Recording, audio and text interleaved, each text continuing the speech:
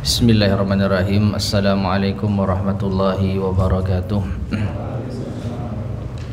Innal hamdalillah nahmaduhu wa nasta'inuhu wa nastaghfiruh wa na'udzu billahi min syururi anfusina wa min sayyiati a'malina. Man yahdihillahu fala mudilla lahu wa man yudlil fala hadiyalah. Wa asyhadu an la ilaha illallah wahdahu la syarika lah. Wa asyhadu anna Muhammadan abduhu wa rasuluh. Allahumma salli wa sallim wa barik ala nabiyyina Muhammadin wa ala alihi wa ashabihi wa man tabi'ahum bi ihsanin ila yaumiddin, amma ba'd. Ma'asyiral muslimin, para jemaah sekalian rahimani wa rahimakumullah. Alhamdulillah kita bisa melanjutkan kembali kajian kita membahas kitab Minhaj Al-Firqatin Najiyah wa Ta'ifatil Mansurah. Manhaj atau minhaj, kelompok atau golongan yang selamat dan kelompok yang diberi pertolongan oleh Allah Subhanahu wa taala, yang disusun oleh Syekh Muhammad bin Jamil Zainu rahimahullahu taala. Sekarang kita masuk pada bagian yang ke-18. Qala al-muallifu rahimahullah, man huwal muwahhid? Siapakah orang yang bertauhid itu? Beliau rahimahullah mengatakan, hadhil anwa'u thalathatu minasyirk. 3 jenis kesyirikan ini yang telah kita bahas pada pertemuan sebelumnya. Bahkan 4 ya. 4 sesuai dengan penjelasan yang tertera di dalam kitab. Meskipun bagian syirik yang ketiga itu sebenarnya masuk di dalam syirik yang kedua, syirik hakimiyah, syirik dalam menetapkan hukum. Itu sebenarnya masuk pula di dalam syirik yang kedua, yaitu syirik di dalam ibadah. Jadi sebenarnya kesyirikan itu ada 3 macam, sebagaimana tauhid juga ada 3 macam. Nah, barang siapa man nafaha anillah, menafikan 3 jenis kesyirikan ini dari Allah, wa wahadahu fi dzatihi, sehingga ia mentauhidkan Allah di dalam zatnya, wa fi ibadatihi wa du'aihi, di dalam beribadah kepadanya dan berdoa kepadanya, wa fi sifatihi, dan di dalam sifat-sifatnya, fahuwal muwahhidul ladzi tashmaluhu kullul fadailil khasati bil muwahhidin. Maka dialah orang yang bertauhid yang mendapatkan berbagai macam fadilah, keutamaan khusus bagi orang yang bertauhid. Wa man atsbata nau'an minha, dan barang siapa yang menetapkan satu jenis tauhid saja, hanya menetapkan tauhid rububiyah misalkan, tetapi tidak beriman terhadap tauhid uluhiyah dan tauhid asma wa sifat, maka fala yakunu muwahhidan, dia belum disebut sebagai orang yang bertauhid. Bal yantabiqu alaihi qauluhu ta'ala, bahkan ia sesuai dengan firman Allah Ta'ala, walau asyraku lahabita anhum ma kanu ya'malun. Seandainya mereka berbuat syirik, niscaya akan terhapuslah dari mereka apa yang telah mereka amalkan. Ya, Allah juga berfirman, la in asyrakta la yahbatanna 'amaluka wa la takunanna minal khasirin. Jika engkau berbuat syirik, maka akan hapuslah amalanmu dan engkau menjadi orang-orang yang merugi. Engkau termasuk di antara orang-orang yang merugi. Ya. Nah, jadi kesyirikan ini harus dihilangkan dari Allah Subhanahu wa taala dengan 3 macamnya. Syirik di dalam rububiyah, syirik di dalam uluhiyah, dan syirik di dalam asma was sifat. Barang siapa yang hanya menetapkan satu dari 3 macam tauhid, maka ia belum dianggap sebagai seorang muwahhid, belum dianggap sebagai orang yang bertauhid, karena masih ada kesyirikan yang dilakukan. Ya, hanya menetapkan, bahkan hanya menetapkan dua macam tauhid saja, tauhid rububiyah dan tauhid asma wa sifat misalkan. Tetapi dia tidak beriman terhadap tauhid uluhiyah, dia berbuat syirik di dalam tauhid uluhiyah, maka dia belum cukup dikatakan sebagai muwahhid, orang yang bertauhid.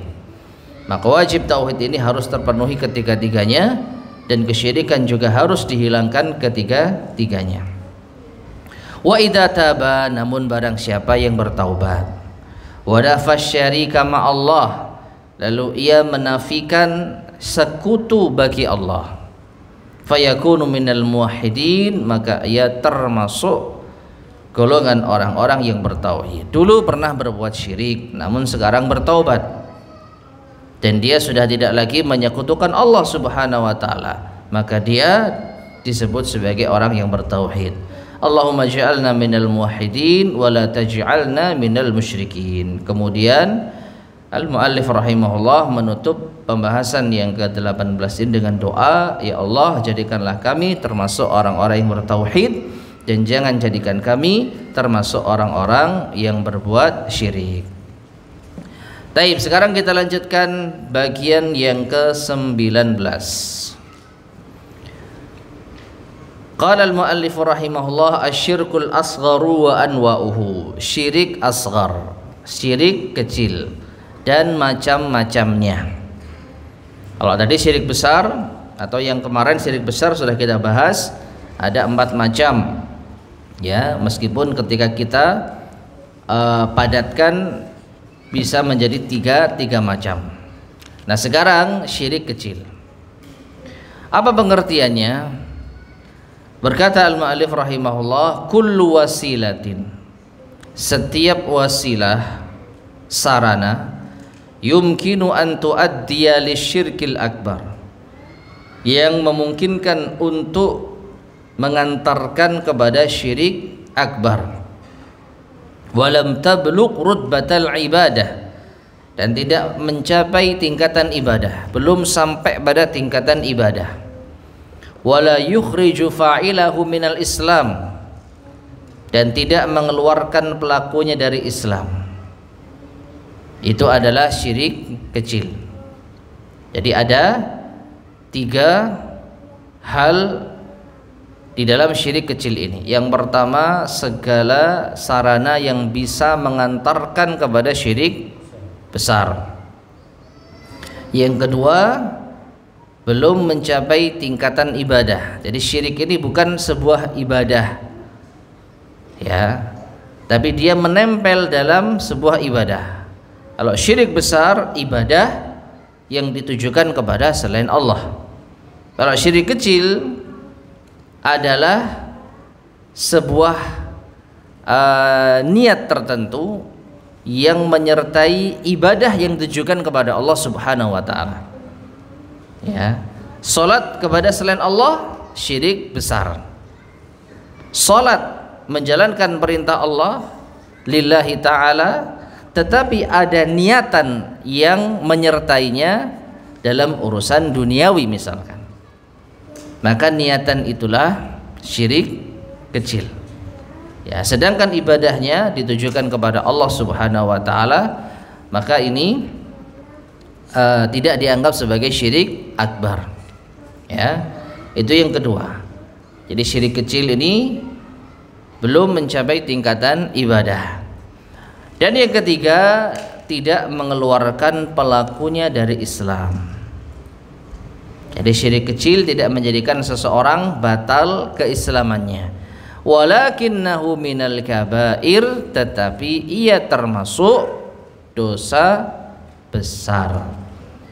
Ya, jadi syirik kecil ini termasuk dosa besar.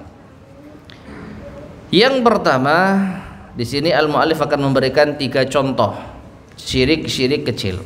Yang pertama, ar-riyaul yasir, riya yang ringan.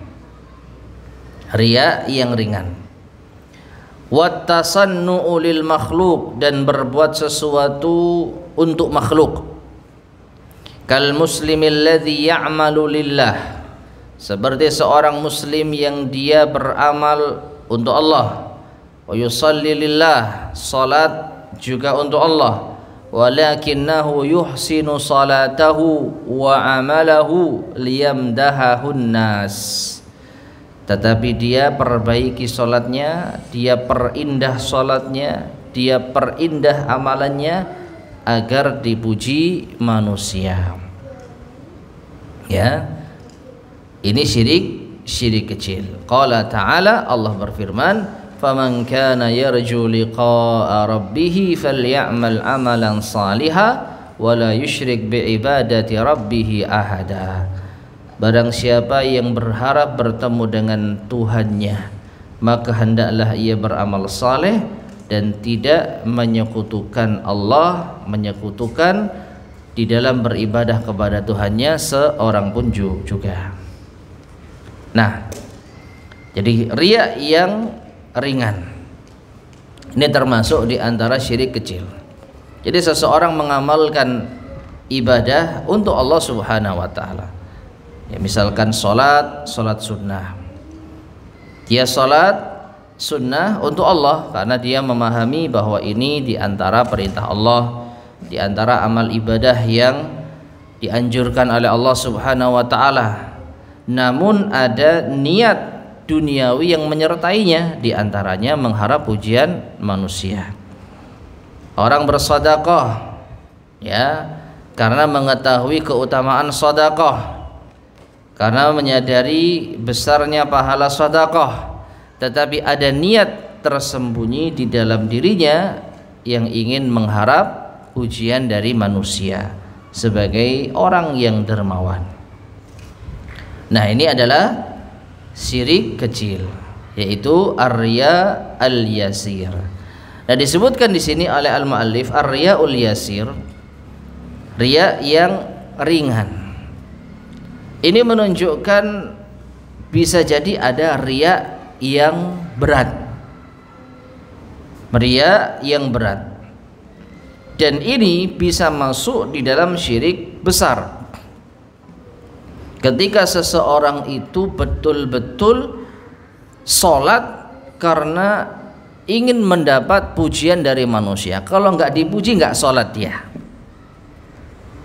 Ya, bedanya sama syirik kecil, dia sholat kalau nggak ada yang memujinya, dia sholatnya nggak semangat.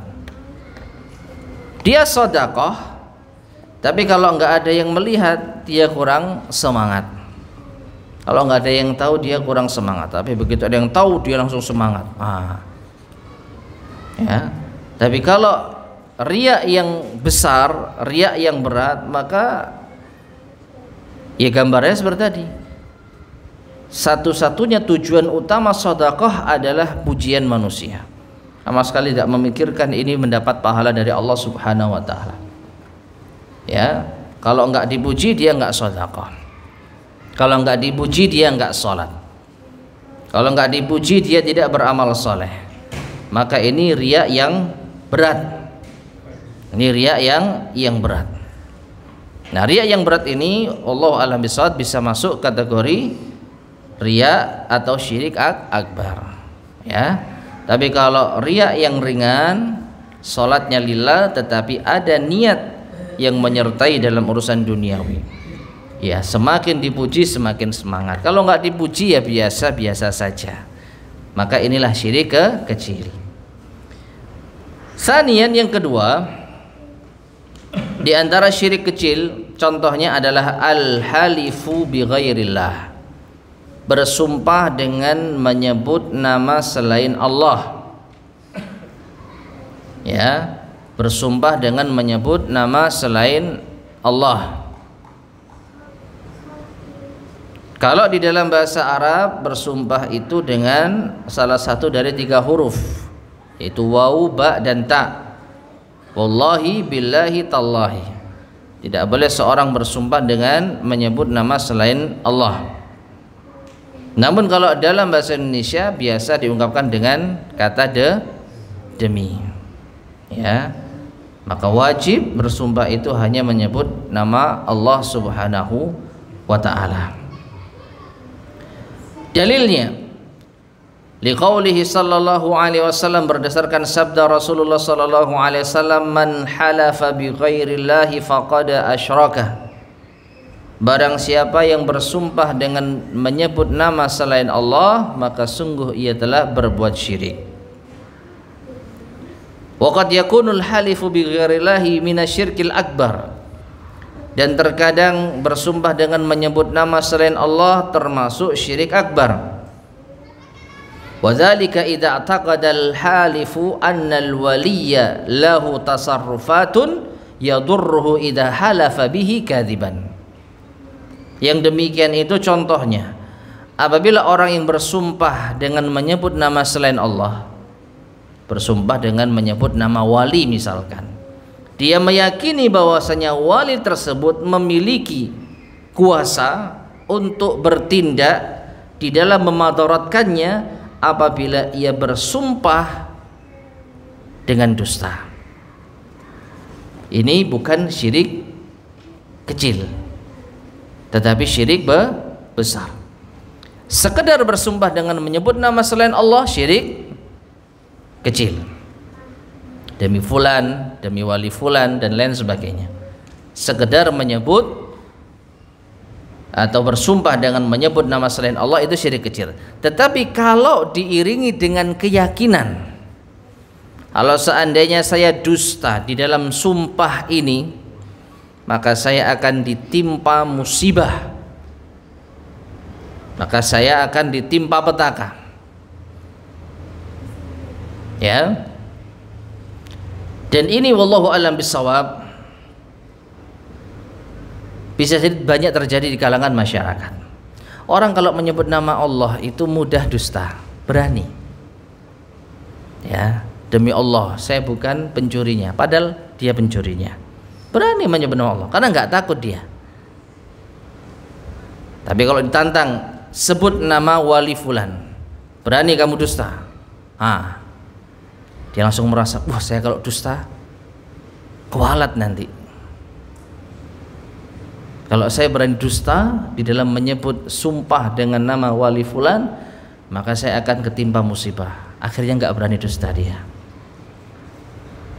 Ya, saya tidak berani menyebut nama wali fulan di dalam sumpah. Akhirnya dia mengakui kalau dia pencurinya misalkan. Nah ini berat ini. Ya. Jadi sekedar menyebut nama selain Allah tanpa ada keyakinan, ini syirik apa? Kecil. Demi wali fulan, bersumpah dia demi wali fulan, tanpa ada keyakinan bahwa wali fulan tersebut bisa menimpakan petaka di dalam dirinya. Ini syirik kecil. Tapi kalau disertai keyakinan, wah kalau saya dusta, kalau saya berani dusta menyebut nama wali fulan di dalam sumpah saya, maka saya akan ditimpa musibah, saya akan ditimpa petaka. Akhirnya dia tidak berani berdusta ketika bersumpah dengan menyebut nama wali fulan. Maka ini menurut al-muallif rahimahullah termasuk syirik akbar. Kenapa? Karena adanya keyakinan bahwa jika dia dusta maka dia akan ditimpa petaka gara-gara berdusta di dalam bersumpah menyebut nama wali fulan. Ya, dalam bersumpah menyebut nama wali fulan. Dan sebagian manusia ini yang terjadi. Bersumpah menyebut nama Allah ringan sekali untuk berdusta. Demi Allah saya tidak mengambilnya, padahal dia yang ngambil. Demi Allah bukan saya yang mencuri. Demi Allah ya saya tidak melihat, padahal melihat, padahal mencuri. Ringan, berani. Tapi ketika ditantang sebut nama wali fulan bahwa Anda benar-benar tidak mencuri, nggak berani dia. Karena dia yang mencuri. Kalau dia berani mencuri, kalau dia berani mengaku tidak mencuri padahal dia mencuri, berarti dia berdusta menyebut nama wali fulan dan dia takut akan ditimpa musibah. Nah, keyakinan inilah yang menjadikan ini termasuk syirik akbar. Salisan yang ketiga, asyirkul khafi, syirik samar, syirik yang tersembunyi. Wa fassarahu Ibnu Abbasin yaqulu biqaulir rajuli li sahibihi. Ibnu Abbas mentafsirkan syirik khafi ini seperti seseorang berkata kepada kawannya, Masya Allahu wa syi'ta, ini atas kehendak Allah dan kehendakmu. Ya, wa mithluhu, dan misalnya lagi, laulallahu wa fulan, seandainya bukan karena Allah dan fulan. Ya, seandainya bukan karena ini tentu aku akan itu. Seandainya tadi saya tidak begini, seandainya bukan karena engkau, dan lain sebagainya, maka ini termasuk syirik khafi. Dan syirik khafi ini termasuk syirik kecil. Ya. Wa yajuzu an naqul, tetapi boleh kita mengatakan laulallahu thumma fulan, seandainya bukan karena Allah kemudian karena fulan. Seandainya bukan karena pertolongan Allah kemudian karena pertolongan fulan. Jadi kata kemudian ini mempengaruhi apa yang kita ucapkan. Karena apa? Kalau kita mengatakan dan, maka di situ ada indikasi penyetaraan. Seandainya bukan karena kamu, seandainya bukan karena Allah dan kamu. Ya, ini terjadi atas kehendak Allah dan kehendakmu. Ini karena Allah dan karena dirimu. Maka kata dan ini mengindikasikan penyetaraan, seakan-akan Allah sama dengan makhluknya di dalam memberi pertolongan dan di dalam berkehendak. Adapun kalau kita mengatakan summa, yang artinya apa? Kemudian, maka di sini kita masih memposisikan makhluk di bawah Allah Subhanahu wa taala. Ini terjadi atas kehendak Allah, kemudian kehendakmu. Ini terjadi karena pertolongan Allah, kemudian pertolonganmu. Ya, ini terjadi atas izin Allah, kemudian karena dirimu. Nah, itu diperbolehkan. Wa qala sallallahu alaihi wasallam, dan Rasulullah sallallahu alaihi wasallam bersabda, la taqulu ma sya'allahu wa sya'a fulan. Jangan kalian mengatakan atas kehendak Allah dan atas kehendak fulan. Walakin qulu, tetapi ucapkanlah ma sya'allahu tsumma sya'a fulan. Ini terjadi atas kehendak Allah kemudian kehendak fulan. Perhatikan, mengatakan tsumma kemudian, ini hukumnya boleh. Artinya kalau kita mengucapkannya tidak berdosa. Tetapi kalau kita tidak mengucapkannya, ya ini lebih baik. Ini terjadi atas kehendak Allah, titik. Tak pakai kemudian, apalagi dan. Ya. Demi Allah. Demi Allah itu yang kedua tadi ya. Ya. Seandainya bukan karena Allah, tentu aku akan menjadi orang yang merugi. Tidak pakai kemudian. Seandainya bukan Allah yang menolong saya, tidak pakai kemudian, maka ini insya Allah lebih baik. Maka ini insya Allah lebih baik. Ya. Tapi kalau kita mau menyertakan penyebutan orang yang berjasa kepada kita dengan mengatakan summa kemudian, ini diperbolehkan. Ini atas kehendak Allah kemudian kehendak Anda. Nah inilah 3 macam contoh syirik kecil. Ada satu lagi yang belum disebutkan dan juga sering kita sampaikan. Ya, apa itu? Di antara syirik kecil adalah meyakini sesuatu yang bisa mendatangkan meyakini sesuatu yang tidak ada keterangannya di dalam syariat, baik secara syar'i maupun kauni, meskipun meyakini bahwa semua terjadi atas kehendak Allah Subhanahu wa taala. Contohnya adalah memakai jimat, dengan tetap meyakini Allah yang menimpakan madarat dan memberi manfaat. Ya, ini termasuk di antara syirik kecil. Kenapa pakai jimat? Supaya Allah menjaga saya. Kenapa pakai jimat? Supaya Allah memberikan keuntungan di dalam perniagaan saya. Nah, ini adalah syirik kecil. Dinamakan syirik karena di situ ada atau tidak ada hubungan antara jimat tersebut dengan keselamatannya. Apa hubungannya? Batu dengan keselamatan. Apa hubungannya batu dengan mendapatkan keuntungan di dalam perniagaan? Yang sering kita sampaikan, tidak ada sebab kauni maupun syar'i.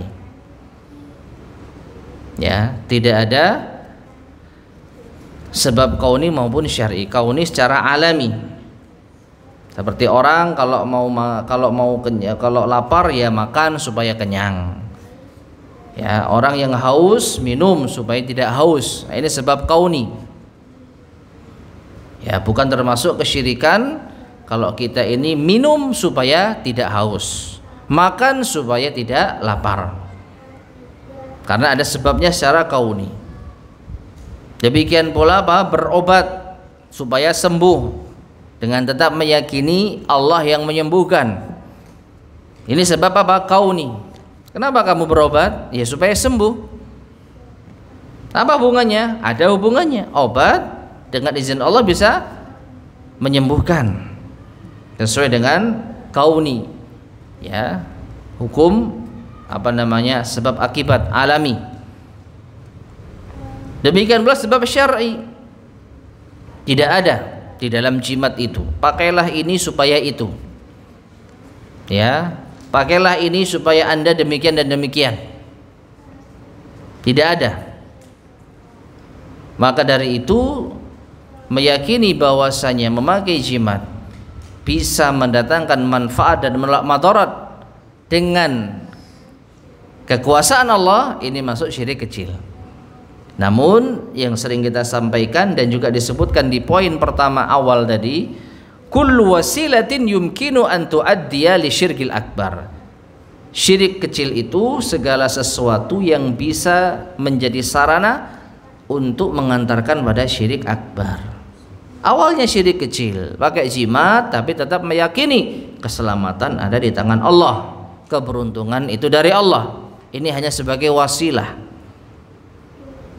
Namun tidak menutup kemungkinan awalnya syirik kecil ini bergeser menjadi syirik besar, meyakini bahwa jimat ini yang mendatangkan manfaat, sudah mulai melupakan Allah Subhanahu wa taala. Dan sering kita contohkan di antara indikasinya, dulu jimat hanya sebagai wasilah, sekarang sebagai satu-satunya benda yang wajib dibawa. Kalau nggak bawa, dia nggak berani keluar rumah. Kalau sebagai sarana saja, tentu harusnya nggak apa-apa nggak pakai jimat. Kan Allah yang menyelamatkan, kan Allah yang mendatangkan manfaat. Ya, ini syirik tetapi masih kecil. Tapi kalau sudah dalam tingkatan tidak berani keluar kalau nggak bawa jimat, merasa tertekan dan terancam, keringat dingin kalau nggak pakai jimat, ini sudah apa? Bisa sampai pada syirik akbar, karena dia merasa jimat ini yang bisa mendatangkan manfaat dan menolak madarat. Begitu jimatnya datang langsung lego dia. Ya, nah ini indikasi bisa mencapai syirik akbar. Taib. Selesailah pembahasan yang ke-19, kita lanjutkan poin yang ke-20. Berkata al-muallif rahimahullah, min madhahiri syirki, di antara fenomena-fenomena kesyirikan. inna madhahira syirkil muntashirata fil alamil islami, sesungguhnya fenomena-fenomena kesyirikan yang tersebar di negeri Islam, hiya sababur raisi atau hiya sababur raisu fi masaibil muslimin, maka ini adalah sebab utama terjadinya musibah yang menimpa kaum muslimin. Wa ma yulaqunahu minal fitani wazzalazili wal hurubi wa ghairiha, dan apa yang mereka dapatkan berupa fitnah, kemudian zalazil, gempa bumi, peperangan dan selainnya, min anwa'il azab, dari berbagai macam azab, alladzi sabbahallahu 'alal muslimin, yang Allah timpakan kepada kaum muslimin, bisababi i'radhihim 'anit tauhid, itu karena sebab berpalingnya mereka dari tauhid, wa zuhuri syirki fi aqidatihim wa sulukihim, dan disebabkan pula dengan nampaknya kesyirikan di dalam akidah mereka dan perilaku mereka. Wa dalilu ala dzalik, dan dalil atas hal ini, ma narahu fi aktsar biladil muslimin, apa yang kita saksikan di kebanyakan negeri kaum muslimin, min madhahiri syirkil mutanawwi'ah, dari berbagai macam fenomena kesyirikan yang beraneka ragam, allati hasibahal katsiru minal muslimin annaha minal islam, yang disangka oleh kebanyakan kaum muslimin ini termasuk bagian dari agama Islam. Mereka menyangka ini termasuk syariat Islam, termasuk ritual di dalam agama Islam, padahal kesyirikan. Walidzalika lam yunkiruha alaman atau ilman, ya, walidzalika lam yunkiruha, oleh karena itu mereka tidak mengingkarinya. Perbuatan syirik di tengah-tengah masyarakat kaum muslimin tidak diingkari. Ilman bi annal Islam, perlu diketahui pula bahwasanya agama Islam jaa liyahtima madhahir syirk, jaa liyahtima madhahir syirk, datang untuk menghancurkan yaitu kesyirikan, awil madhahir allati tuaddi ilaihi, atau menghancurkan fenomena yang bisa mengantarkan kepada kesyirikan. Wa ahammu hadhil madhahir, dan di antara fenomena-fenomena terbesar sebagai berikut.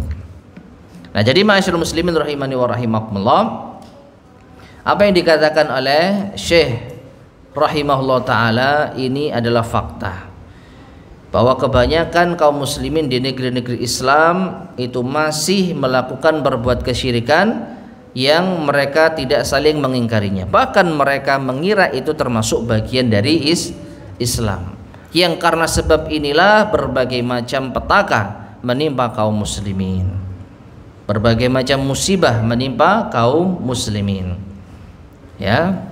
Padahal Islam itu datang untuk menghancurkan kesyirikan dan sarana-sarana yang bisa mengantarkan kepada kesyirikan. Nah, di antara fenomena terbesar kesyirikan yang ada, awalan, yang pertama, du'a'u ghairillah, berdoa kepada selain Allah,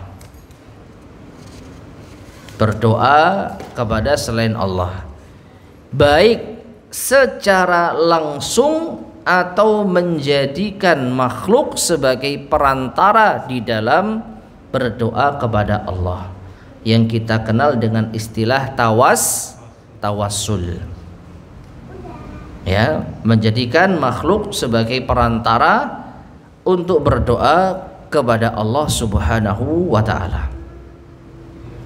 Wa yadhharu dzalika fil anashidi wal qasaidi allati tuqal bimunasabatil ihtifali bil maulid, dan biasanya fenomena kesyirikan semacam ini, berdoa kepada selain Allah, nampak di dalam nasyid-nasyid dan qasidah-qasidah yang disenandungkan dalam momentum peringatan maulid, au bizikra tarikhiyah, atau dengan peringatan-peringatan bersejarah, momen peringatan tertentu, ya.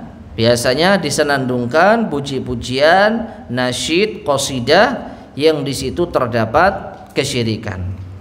Faqad sami'tuhum yunshidun, maka sungguh aku pernah mendengar mereka menyenandungkan nasyid, ya imamar rusuli ya sanadi anta babullahi wa mu'tamadi. Wahai imamnya para rasul. Siapa yang dimaksud? Rasulullah sallallahu alaihi wasallam. Wahai sandaranku, engkaulah pintu Allah, engkaulah tempatku bergantung. Ini pujian kepada Rasulullah yang berlebihan. Ya imamar rasul. Kalau wahai imamnya para rasul, di situ benar. Tetapi ya sanadi, wahai sandaran hidupku, nah ini sudah berlebihan. Anta babullah, engkaulah pintu Allah, wa mu'tamadi, dan tempatku bergantung, tempatku bersandar. Ini juga berlebihan. Wa fi dunyaya wa akhirati, tempatku bergantung di dalam kehidupan duniaku dan akhiratku. Ya Rasulullah, wahai Rasulullah, khudh biyadi, ambillah tanganku. Ini berdoa kepada Rasulullah, minta kepada Rasulullah.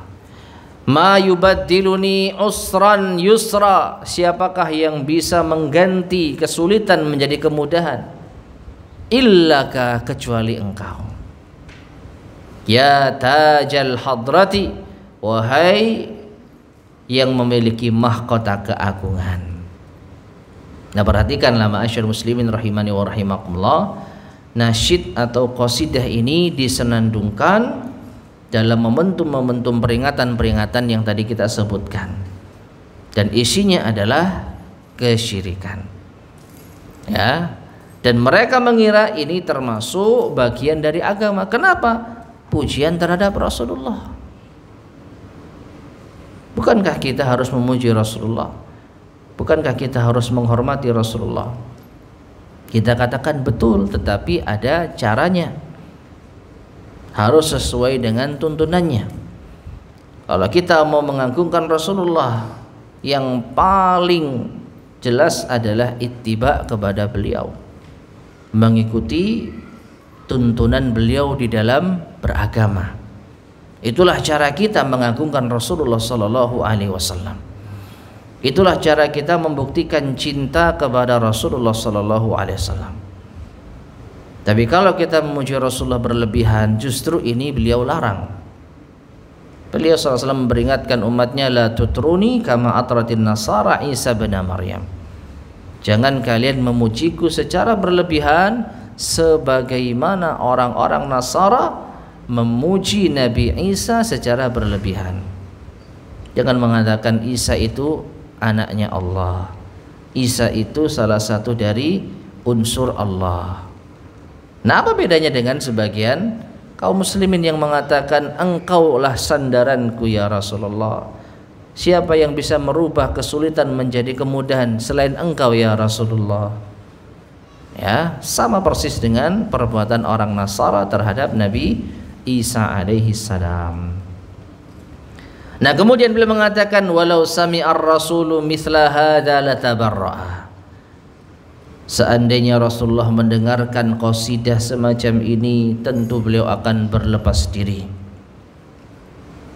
Misal idz la yubaddilul usra bil yusri illallahu wahda. Yang demikian itu contohnya karena tidak ada yang bisa merubah kesulitan menjadi kemudahan kecuali Allah semata. Ya, Rasulullah sallallahu alaihi wasallam sendiri semasa hidupnya pernah mendapatkan kesulitan. Lau kuntu a'lamul ghaiba lastakthartu minal khairi wa ma massani su, kata Nabi sallallahu alaihi wasallam. Seandainya aku mengetahui hal yang gaib, tentu aku akan banyak mendapatkan kebaikan-kebaikan dan aku tidak akan ditimpa keburukan. Tapi nyatanya beliau mendapatkan berbagai macam pujian yang tidak menyenangkan. Membuktikan bahwasanya Rasulullah SAW tidak mengetahui hal yang gaib dan tidak bisa merubah kesulitan menjadi kemudahan dengan sendirinya. Semua terjadi atas kehendak Allah. Wa mithluha, dan juga semisalnya qasaidus syi'ril lati tuktabu fil majallat, qasidah-qasidah syair ya yang ditulis di majalah-majalah, wal kutub, dan kitab-kitab, fiha talabul mudud, dan di dalamnya juga terdapat permintaan bantuan, wal aun, pertolongan, wan nasr, dan kemenangan, minar rasul, dari Rasulullah, wal auliya'i was salihin al ajizina an tahqiqiha, meminta kepada para wali, orang-orang saleh yang mereka tidak mampu untuk melakukannya. Nah, ini diantara fenomena kesyirikan yang banyak terjadi, meminta pertolongan, berdoa kepada selain Allah. Sanian, yang kedua, di antara fenomena kesyirikan, dan ini juga banyak terjadi, apa itu? Dafnul awliya'i was salihina fil masajid, menguburkan para wali dan orang-orang saleh di dalam masjid. Fatara fi akthar biladil muslimin, maka engkau melihat di kebanyakan negeri kaum muslimin, al-qubura fi ba'dil masajid, kuburan itu ada di dalam masjid. Wa qad buniyat 'alaiha al-qubab, bahkan dibangun di atas kuburan itu kubah. Wa ba'dun nas yas'alunaha min dunillah, dan sebagian manusia meminta-minta kepada mereka selain Allah. Wa qad nahar Rasul sallallahu alaihi wasallam an dzalik, padahal Rasulullah sallallahu alaihi wasallam melarang dari yang demikian itu. Biqaulihi, dengan sabda beliau, la'anallahu al-yahuda wan nasara ittakhadhu kubura anbiya'ihim masajid. Allah melaknat Yahudi dan Nasara karena mereka menjadikan kuburan para nabi mereka sebagai masjid, yaitu tempat salat. Nah, ini sudah berapa yang kita saksikan, yang kita ketahui, dan berapa yang tidak kita ketahui. Nah, menguburkan orang-orang saleh di dalam masjid itu ada dua bentuk. Yang pertama, masjidnya sudah ada baru dikuburkan di dalamnya. Yang kedua, menguburkan dulu baru membangun masjid di atasnya. Nah, dua-duanya sama. Ya. Dan itu tidak hanya dikuburkan, tetapi pasti ada ritual-ritual yang akan mengiringinya. Pasti ada semacam amalan-amalan tertentu di kuburan tersebut.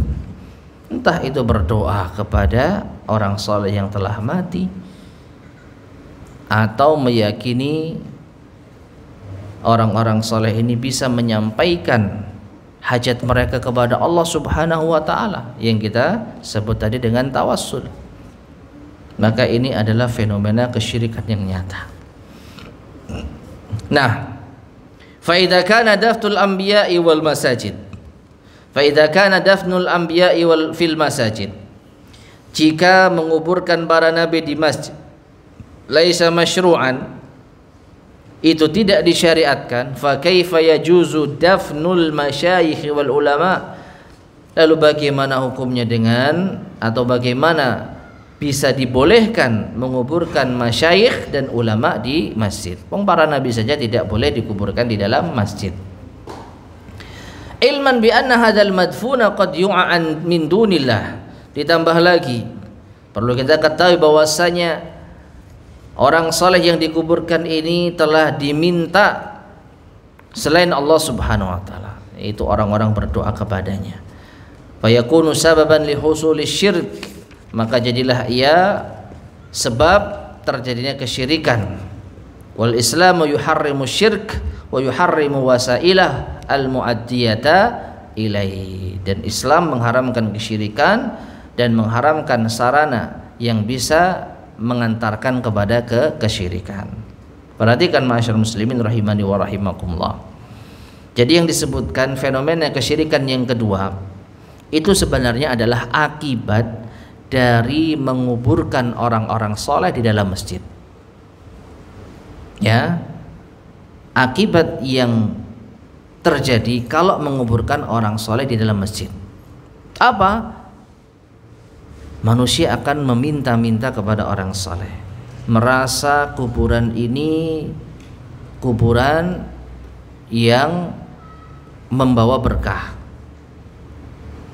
kuburan yang bisa kita jadikan sebagai sarana untuk meminta kepada Allah. Ini yang dikhawatirkan dan ini yang terjadi akibat dimasukkannya kuburan orang-orang soleh di dalam apa? Masjid. Adapun perbuatan menguburkan orang soleh di dalam masjid atau membangun masjid yang di dalamnya ada orang soleh yang telah dikubur, maka ini adalah kemaksiatan. Ini adalah menentang larangan Rasul Sallallahu Alaihi Wasallam yang tadi sudah kita bacakan. Di antara sebab dilaknatnya Yahudi dan Nasara karena mereka menjadikan kuburan para nabi mereka sebagai masjid. Sekedar menjadikan kuburan orang saleh sebagai masjid itu haram. Lalu bagaimana kalau diiringi dengan perbuatan kesyirikan? Berdoa kepada mereka, beristighatsah kepada mereka, bahkan waliyadzubillah sujud kepada mereka. Ya, ini yang dikhawatirkan. Kalau ada kuburan di dalam masjid, lalu seorang manusia sujud, ini sujud kepada siapa? Ini yang membuat hati akan senantiasa tergoncang. Ya, sujud kepada Allah, tapi itu ada kuburan walinya. Tapi sujud kepada selain Allah, ini masjid. Nah, di situ akan ada peperangan. Sujud kepada siapa ini? Tidak bisa dipungkiri pasti akan ada gejolak di dalam jiwa. Dan kalau seandainya setan berhasil membisikkan kepada manusia, sujud dia kepada selain Allah. Bahkan dia mencari tempat posisi yang arah sujudnya benar-benar ke kuburan. Jelas-jelas dia apa? Sujud kepada selain Allah. Ini syirik akbar. Ya. Nah, jadi perhatikan fenomena kesyirikan itu terjadi ketika seseorang meminta-minta kepada kuburan, ya bersujud, rukuk kepada kuburan. Adapun memasukkan kuburan ke dalam masjid, ini dosa besar. Ini dosa besar. Kita katakan seandainya, meskipun ini bisa dikatakan mustahil, seandainya hanya sekedar masukkan kuburan, memasukkan yaitu kuburan orang soleh ke dalam masjid tanpa ada ritual apapun, ya maka tidak ada kesyirikan di dalamnya. Tetapi ini hal yang nampaknya mustahil. Masa ada kuburan di masjid gak diapa-apakan?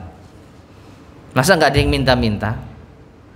Masa gak ada yang yaitu semakin merasa bahwa doanya nanti mustajab kalau berdoa di kuburan ini? Pasti ada perasaan itu. Ya, pasti ada perasaan itu. Maka dari itu memasukkan kuburan orang-orang soleh ke dalam masjid adalah sarana kesyirikan yang besar, dan ini fenomena yang terjadi. Salisan yang ketiga, an-nadhru lil awliya, bernazar untuk wali. Ba'dun nasi yanzuruna dhabihatan aw malan aw ghaira dzalika lil waliyil fulani. Sebagian manusia mereka bernazar menyembelih atau berinfak harta atau selainnya untuk wali fulan. Wa hadzan nadhru syirkun, maka nazar ini adalah kesyirikan.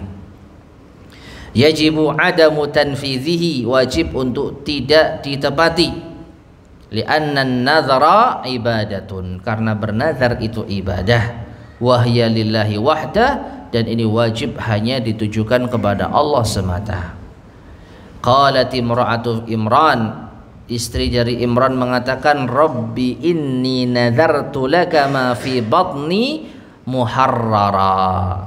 Wahai Tuhanku, sesungguhnya aku bernazar kepadamu apa yang ada di perutku muharrara, yaitu orang yang dibebaskan, hamba saleh. 6. Ma'asyar muslimin rahimani wa rahimakumullah, bernazar kepada selain Allah ini mungkin tidak akrab atau tidak familiar di telinga kita, atau mungkin jarang kita temui. Ya. Misalkan bagaimana kalau dalam bahasa kita contohnya bernadar untuk selain Allah Subhanahu wa taala. Ya. Untuk fulan, untuk wali fulan aku akan mengerjakan salat 5 waktu. Aku bernazar untuk wali fulan, jika aku sembuh maka aku akan bersedekah. Itu bernazar kepada selain Allah. Jadi disebutkan nazarnya ini untuk fulan. Dan nazar ini bentuknya seperti sumpah yang diiringi dengan apa? Janji. Ya. Karena nazar itu adalah mewajibkan sesuatu yang tidak diwajibkan oleh Allah Subhanahu wa taala. Dalam bahasa Arab misalnya bernazar untuk Allah tanpa syarat ya. Lillahi alayya an asuma thalathata ayyam fi syahr. Lillahi, untuk Allah, alayya, wajib bagiku, ya, untuk Allah wajib bagiku untuk berpuasa 3 hari dalam sebulan. Ini disebut nazar tanpa syarat.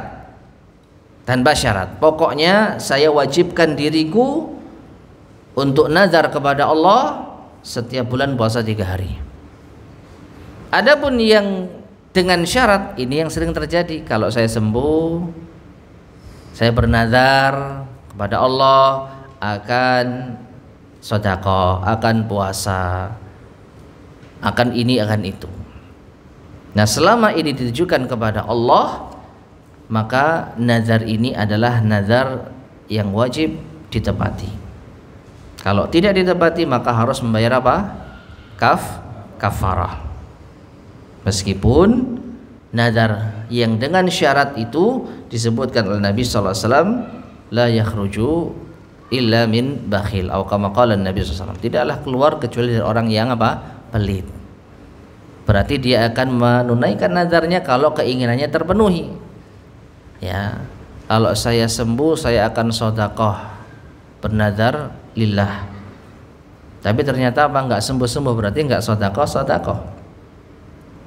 Ya, kalau saya lulus ujian saya akan puasa sunnah, berarti kalau enggak lulus ujian enggak puasa sunnah. Ala kulli hal, bernazar semacam ini masih dibolehkan, meskipun sebagian ulama mengatakan hukumnya makruh. Tapi kalau sudah diucapkan, sudah diakadkan, ya saya bernazar untuk Allah, kalau saya sembuh saya akan begini dan begini, maka wajib ditunaikan. Kalau itu nazarnya taat, sedekah, puasa dan lain sebagainya. Adapun bernazar kepada selain Allah, ini yang tadi kita sampaikan, mungkin kurang familiar di telinga kita. Ya.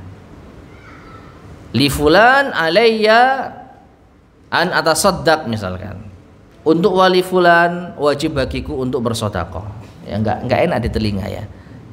Untuk wali fulan, untuk fulan saya akan bersedekah, saya akan puasa. Itu bernazar kepada selain Allah. Nah, kemudian yang keempat, satu lagi ya, rabi'an adzabahu inda kuburil anbiya. Di antara fenomena kesyirikan adalah menyembelih di kubur para nabi wal auliya dan para wali. Walau kanatin niyatu anna dzabihata lillah, jika seandainya niatnya menyembelih ini untuk Allah, fahuwa min amalil musyrikin, maka ini termasuk amalannya orang-orang musyrik. Alladzina kanu yazbahuna inda quburi asnamihim, yang mereka menyembelih di sisi kuburan berhala-berhala mereka. Al-mumatsalati, yang merepresentasikan li auliyaihim, wali-wali mereka. Liqauli Rasul sallallahu alaihi wasallam, berdasarkan sabda Rasulullah sallallahu alaihi wasallam, la'anallahu man dzabaha li ghairillah, rawahu Muslim. Semoga Allah melaknat orang yang menyembelih untuk selain Allah. Hadis sahih riwayat Imam Muslim. Masyaallah muslimin rahimani wa rahimakumullah. Fenomena kesyirikan yang keempat, sebenarnya kalau kita perhatikan itu menyembelih untuk selain Allah. Itu sebenarnya yang diinginkan. Hanya saja Syekh rahimahullah menyebutkan menyembelih di sisi kuburan para nabi dan para wali. Ya. Sebenarnya itu bukan kesyirikan secara zatnya. Orang nyembelih di sebelah kuburan wali dan nabi misalkan. Sekedar menyembelih, menyebut nama Allah tanpa ada niatan menyembelih untuk wali dan untuk nabi, maka ini bukan kesyirikan. Meskipun demikian, ini perbuatan yang dilarang. Karena ini kebiasaannya orang-orang musyrik. Mereka menyembelih di sisi kuburan berhala-berhala mereka. Nah, ini perbuatannya orang-orang musyrik. Dan kaum muslimin dilarang mengikuti kebiasaan mereka. Maka dari itu, menyembelih di sisi kuburan termasuk sarana yang bisa mengantarkan kepada kesyirikan. Karena apa? Sangat memungkinkan. Kenapa kok menyembelih di kuburan? Tujuannya untuk mempersembahkan hewan ini kepada orang soleh yang telah mati. Misalnya apa? Dikombinasikan dengan tawasul tadi, meminta kepada orang saleh untuk menyampaikan hajatnya kepada Allah.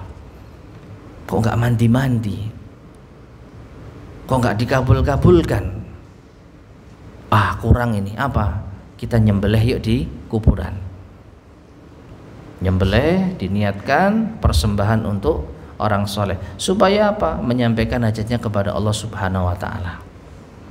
Nah, di sini letak apa? Kesyirikannya. Sehingga dia atau menyembelih untuk selain Allah. Dan Nabi SAW mengatakan, la'anallah man dzabaha li ghairillah. Allah melaknat orang yang menyembelih untuk selain Allah.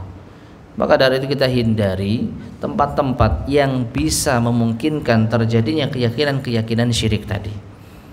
Menyembelih di kuburan, menyembelih di pohon yang dikeramatkan, menyembelih di tempat-tempat angker. Untuk apa kita nyembelih di sana? Dikhawatirkan ada niatan yang di situ kita mengagungkan selain Allah, mempersembahkan ini untuk selain Allah.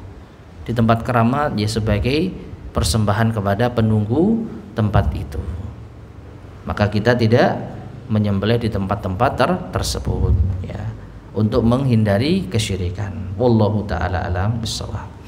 Baik, ma'asyiral muslimin rahimani wa rahimakumullah. Insyaallah akan kita lanjutkan pada kesempatan berikutnya biidznillah subhanahu wa taala, masih pada pembahasan fenomena kesyirikan yang ke-20 ini. Insyaallah kita lanjutkan pada kesempatan berikutnya yang ke-5.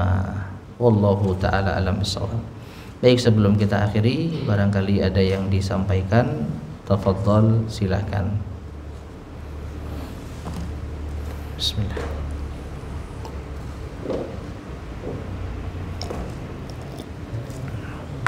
Ustaz,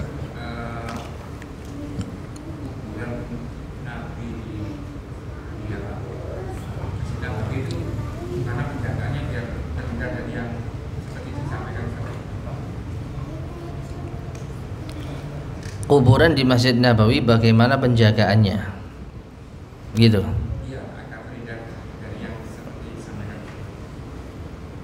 Penjagaan maksudnya bagaimana? Oh, jelas. Tidak boleh orang berlama-lama. Kuburannya sudah ditutup dengan berbagai lapisan, itu pun tidak boleh orang berlama-lama di sana. Kalau mau ziarah, mengunjungi boleh, tapi jalan dan langsung lewat. Ya. Dan ini tidak bisa dihindari. Karena apa? Nabi SAW, para nabi itu dikuburkan di tempat mereka meninggal dunia. Nabi SAW tidak meninggal di kuburan. Nabi SAW meninggal di rumah Aisyah. Hanya saja pada suatu waktu ketika Masjid Nabawi dilebarkan, maka pemerintah saat itu melebarkannya dari sisi kuburan Nabi SAW, dan itu diingkari oleh para ulama. Tapi nasi sudah menjadi bubur, tidak mungkin dibongkar, maka dari itu dijaga sebaik mungkin. Ya, Wallahu a'lam bishawab. Ada lagi yang sampaikan?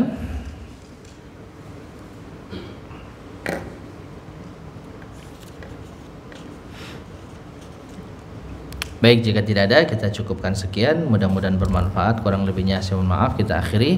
Subhanakallahumma bihamdika asyhadu an la ilaha illa anta astaghfiruka wa atubu ilaik. Alhamdulillahirabbil alamin. Assalamualaikum warahmatullahi wabarakatuh.